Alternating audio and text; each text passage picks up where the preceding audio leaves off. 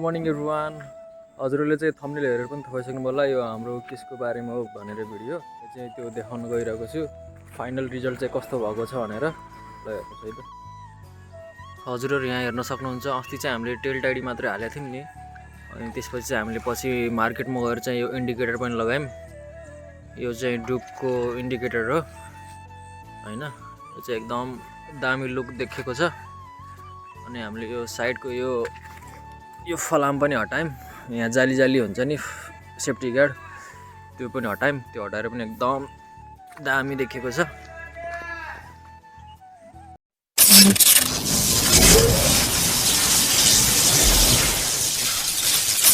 Hello and नमस्ते everybody, हजुरहरूलाई स्वागत छ मेरो युट्युब च्यानल एस ब्लगमा। आज चाहिँ हामीले हजुरहरूको सामु चाहिँ एउटा सानो मोडिफाईवाला भिडियो चाहिँ हामीले मेरो fzv2मा चाहिँ साउन्ड र यो टेलटाइडी चाहिँ इन्स्टल गर्दैछौँ। मैले यो टेलटाइडी चाहिँ काठमाडौँदेखि अर्डर गरेको थिएँ। चाहिँ मेरो बहिनीले काठमाडौँदेखि मलाई गिफ्ट ल्याइदिएको थिएँ। मैले चाहिँ टाइम नभएर चाहिँ इन्स्टल गर्नु पाएको थिएन, मैले चाहिँ आज इन्स्टल गर्दैछु। ल अब इन्स्टल गरौँ है त। यो चाहिँ हाम्रो यो स्टक टेल भइहाल्यो होइन। अब चाहिँ हामीले अब एकदम राम्रो लुक्सको लागि चाहिँ यो एक्स्ट्रा टेलटाइडी लाउँदैछौँ। यसलाई हटाएर भइहाल्यो होइन।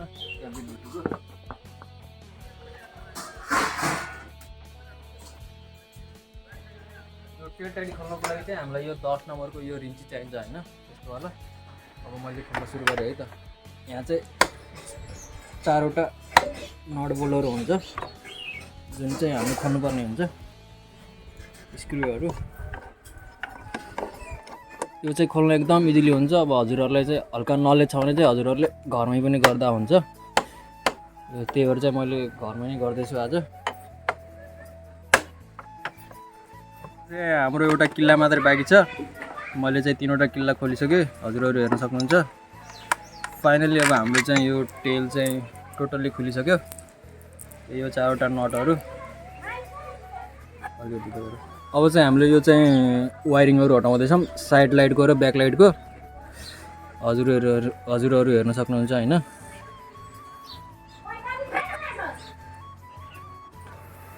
त्यो चाहिँ एकदम सिम्पलै हुन्छ कि कलर कोडहरू दिएको हुन्छ, इजिली गर्न सकिन्छ घरमा नै। यो चाहिँ ब्याक लाइटको भइहाल्यो, लक हुन्छ यसरी, फ्याट निकाल्यो खुलिहाल्यो। यो चाहिँ साइड लाइटको हुन्छ, यो 4वटा ठ्याक्क कलर कोडहरू हुन्छ कि जोड्नलाई एकदम सजिलै हुन्छ। यो चाहिँ एकदम जाम भारी छ, खुल्यो। एउटा साइड लाइट, 2टा साइड लाइट खुल्यो। अब यो चाहिँ यो यहाँ पाल हुन्छ होइन, यो पालदेखि चाहिँ यो तारहरू यस्तो पछाडि गराएर इजिली आइहाल्छ। यो चाहिँ हजुरहरू हेर्न सक्नुहुन्छ, हाम्रो चाहिँ यो पुच्छर टोटल्ली बाहिर आइसक्यो होइन। अब हाम्रो यहाँ समस्या के हुन्छ भनेपछि हाम्रो चाहिँ अब यहाँ चाबीमा समस्या हुन्छ, किनकि लक चाहिँ हाम्रो यही पुच्छरमा हुन्छ होइन। यो चाबी खोल्नु चाहिँ अलिकति गाह्रै हुन्छ। नथिङ इज इम्पोसिबल भन्छ नि, हो त्यही हो। यो चाहिँ खोल्नु चाहिँ खुल्छ।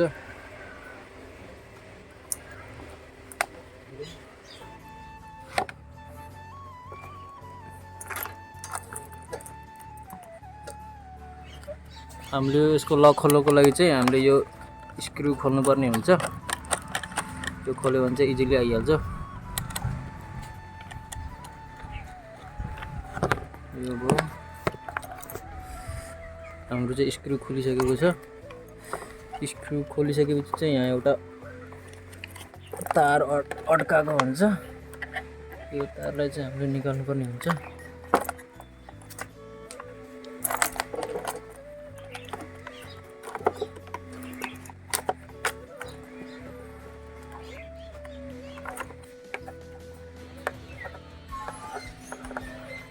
हाम्रो चाहिँ यो लक निक्लिसकेको छ, हजुरहरू हेर्न सक्नुहुन्छ होइन। यो लक चाहिँ यस्तो प्रकारको हुन्छ। हामीले चाहिँ यसलाई यस्तो घुमाएर छुट लाग्यो फेरि यो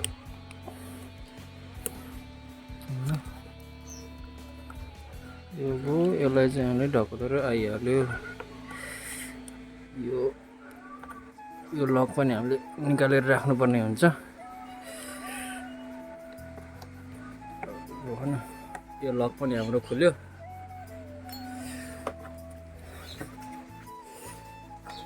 हाम्रो यो टेल टाइडी चाहिँ निक्लिसक्यो। अब चाहिँ हामीले यहाँ एउटा स्क्रु लगाएर टाइट गर्दैछौँ यो टेल टाइडीले चाहिँ।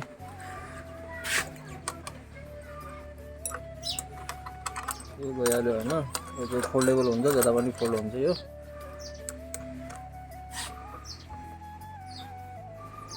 यो कस्तो टाइट थियो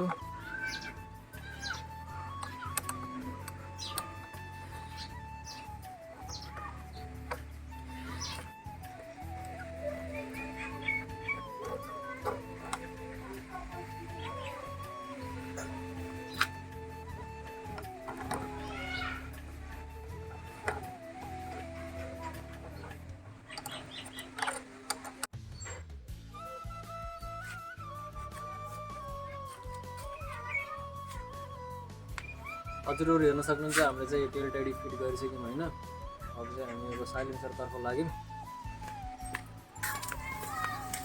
यो साइलेन्सरको यो हामीले चाहिँ क्यापलाई खोलेर अनि त्यसमा चाहिँ हामीले त्यो सानो सानो नटहरूलाई हटाएर चाहिँ यो ठुलो नट हालेर त्यसदेखि चाहिँ अब हामीले आवाजहरू निकाल्ने बनाउँछौँ ठुलो।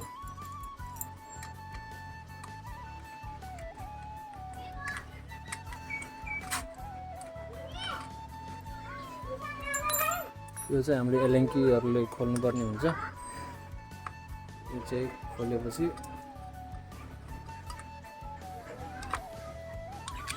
भइहाल्यो। जुन यहाँ यो नट लाग्ने ठाउँ छ नि यसमा चाहिँ हामीले लामो किल्ला हालेर यस्तो किल्ला भयो, इन्जिनको नट हो यो, इन्जिनको स्क्रु हो यो चाहिँ नट भइहाल्यो। त्यसमा चाहिँ हामीले बुस सुस लगाएर यस्तो हल्का हाइटमा ल्याएर चाहिँ त्यसदेखि चाहिँ एकदम मिठो आवाज आउँछ होइन। त्यो किल्लामा चाहिँ हामीले यो यसरी बुस्ट लगाएर अनि यसमा एउटा नट लगाएर चाहिँ हामीले यसमा यसरी टाइट गरिदिन्छौँ।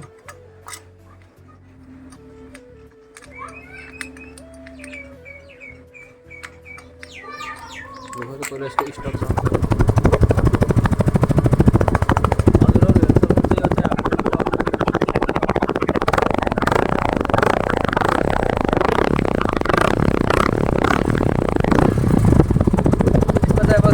त्यति मिठो बेस आएको छैन होइन। अब चाहिँ हामीले यसलाई चाहिँ थोरै केही मिहिनेत गरेर अब हामीले चाहिँ राम्रो बेस आउँछ।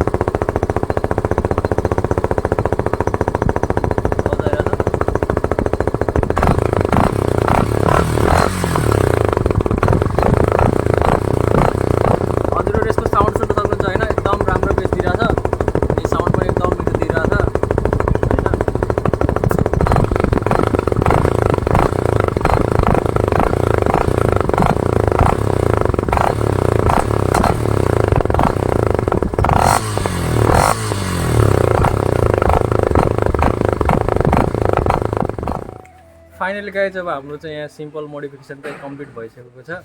अब चाहिँ हामी अब रोडतर्फ जान्छौँ यसो टेस्ट गर्न, अब कतिको राम्रो रियाक्सन हुन्छ होइन।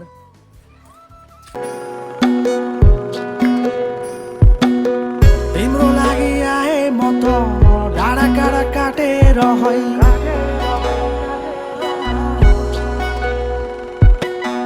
मनको धोको पोख्नु छ तिमीसँग बसेर है।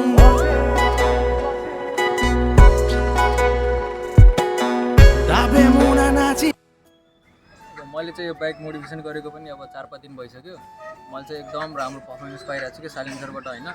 आवाजको बेस चाहिँ एकदम दामी भएको छ कि पहिलाको भन्दा चाहिँ होइन। गाडी हालेर चाहिँ एकदम सेक्सी लुक मानिरहेको छ कि मेरो बाइकको होइन। पहिला भन्दा पनि एकदम एट्र्याक्टिभ लुक मानिरहेको छ कि होइन। आफ्नो एफजेडलाई चाहिँ एकदम खतरा लुक दिन चाहनुहुन्छ भने चाहिँ हजुरले फर्स्टमा चाहिँ टेल टाइडी चेन्ज गर्दा हुन्छ होइन। अनि यसको चाहिँ साउन्ड चाहनुहुन्छ भने चाहिँ यस्तै मैले गराएको जस्तै चाहिँ यो साउन्ड पनि मोडिफाई गर्दा हुन्छ हजुरहरूले साउन्ड यसरी मोडिफाई हान्नुको फाइदा चाहिँ के छ भनेपछि होइन ट्राफिकले त्यसरी इजिली थाहा पाउँदैन कि होइन। हजुरले चाहिँ पुरै साइलेन्सर चेन्ज गर्यो भने चाहिँ पुरै ट्राफिकले चिट काट्ने डर हुन्छ होइन। अब हजुरले यसरी हाल्नुभयो भने चाहिँ ट्राफिकको अगाडि चाहिँ त्यस्तो भ्याँ पारेन भने चाहिँ ट्राफिकले त्यस्तो केही नै थाहा पाउँदैन कि। त्यही भएर चाहिँ यसमा चाहिँ फाइदा चाहिँ लास्टै फाइदा छ। सिर्फ यो भिडियो चाहिँ एजुकेसनल पर्पजको लागि बनाएको। यसमा बेफाइदा के छ भनेपछि अब यो टेल देख्यो भने पुलिसले चाहिँ अब हजुरहरूको चिट काट्न सक्छ। साइलेन्सरको मामलामा के छ कन्जम्सन हुन्छ त्यही त हो। अब नेपालमा तेल बढाइ छ। अहिलेलाई यति नै। फेरि आउनेछु अर्को नयाँ भिडियो ल्याएर। लास्टसम्म हेरेको चाहिँ धेरै धेरै धन्यवाद। यसरी नै साथ सपोर्ट दिँदै जानु होला। मेरो भिडियोलाई लाइक कमेन्ट सेयर र सब्सक्राइब गर्दै जानु होला। हस्त नमस्ते।